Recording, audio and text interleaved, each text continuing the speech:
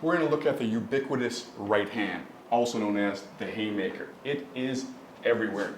Take a look at any surveillance footage or people who've captured real fights on their camera phones.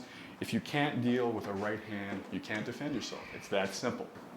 The most difficult part of overcoming the Haymaker is your flinch reflex. So we want to start cultivating a flinch reflex that's going to help us and not hurt us. It's real simple. You're going to stand with your partner, and I'm going to slap at first something that'll cause a shock to his brain but not really hurt him, his shoulder. Later, when you get good at this, you can throw slaps to the head. Slaps are really important because you need to create some contact, some chaos, and even a little bit of pain. What happens in training is people want to look like they're punching, you know, like they're making a movie. So now, of course, they're scared to hit their opponent, their partner in this case, so they do this, they miss. It's really an unrealistic way to train, and it's not necessary. Later, if you get skillful, you want to take it to a higher level, you can put on boxing gloves and actually hit each other. But for low-tech training, it's really simple. I'm going to use an open hand, and I'm just going to slap his shoulder. Okay? As we get better, I can cuff his head, and he's going to be blocking. So the first thing we want to do is his shoulders have to come up. Like that. Yeah. And your chin comes down. That's it. That's the first step. You want to make sure that that is your flinch reflex, not doing this. So all he's going to do is cuff me on the shoulder. And I cultivate that motion. Sometimes he's going to throw the other hand. It's not really important. Just don't give a rhythm. Don't make it predictable. All right? Again, I get used to that. I'm keeping my eyes on my partner. I'm keeping my chin down and my shoulders up. Next phase, we start adding the shell.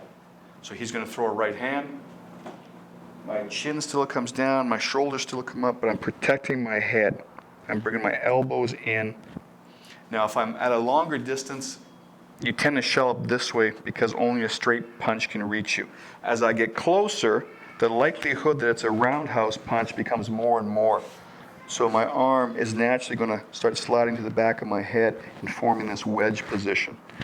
So instinctively, you want your hands to come up like this, because if he's throwing a straight punch, it's going to get stopped by your forearm. As I get closer to him, it's unlikely he can throw a straight punch, and I want my hand to slide here.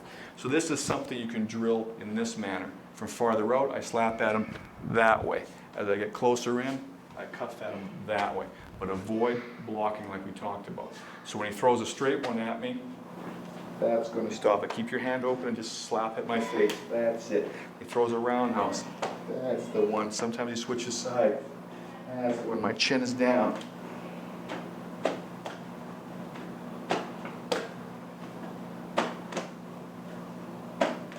That's all you got to do is get used to that chin down, shoulders up. After 2 or 3 repetitions of this, you'll get the idea. It'll become instinctive. Then we add the entry. If you do this slow, the first way to drill it is to take out the other parts of it, to realize that the bulk of this defense is based on getting from here to here, to get through that danger zone. Everything else is a way to make it safer. So again, the first part of the drill is he's going to go very slowly and just try and slap me on the ear. And I step in. He has to actually try and touch my head. And I step in. Other side sometimes. Okay, then I'm going to do it to him. It's a natural reflex, and that's exactly what's going to happen the first couple of times, is we tend to get stuck in one place and put out an arm. All day long we're using our arms. We're using our arms to start the car. We're using our arms to pick up a glass. We're using our arms to play sports. So it's natural to stick them out there. It's counterproductive if you're trying to stop a real world punch. So that's a good way. Your body will start to understand that by moving forward, you're going to avoid that blow. There you go. Don't even need the arms. Just step in. That's the first step. Just get chest to chest contact. There you go. Actually, the second step. So now we begin to combine these ideas. He can slap with either hand, and I just shell up, step in. Shell up, step in. I can use this clinch. I can use all the clinches we'll look at later, but none of them are going to function if I can't get through the danger zone. This distance, depending on his height, where his fist is most powerful.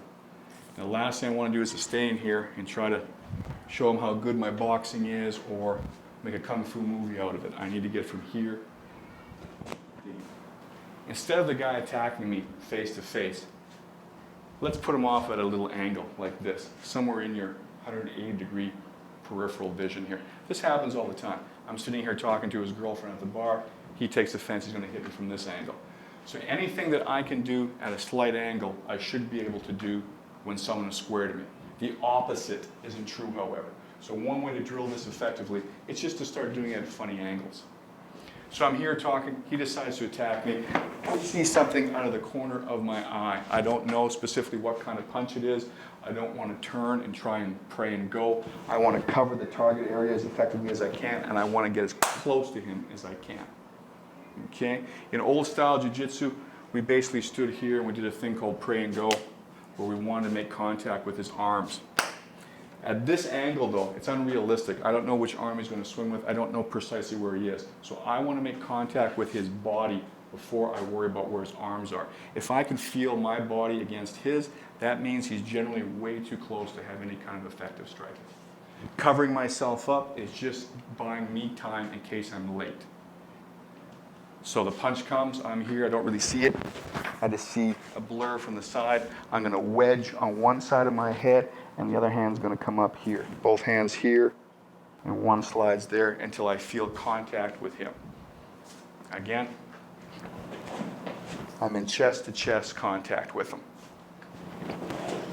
From here, I can begin my counter, because he's not going to be able to hit me with his other hand. He's going to have a hard time kneeing me, doing anything. So I'm getting inside the range of his arms, the danger zone. I'm going from here, or worse yet, here, where I'm actually creating the space that he needs to hit me, to here, where I'm inside of his arms. It's a common idea. Conceptually, it's really simple, but it needs to be drilled so it happens under stress.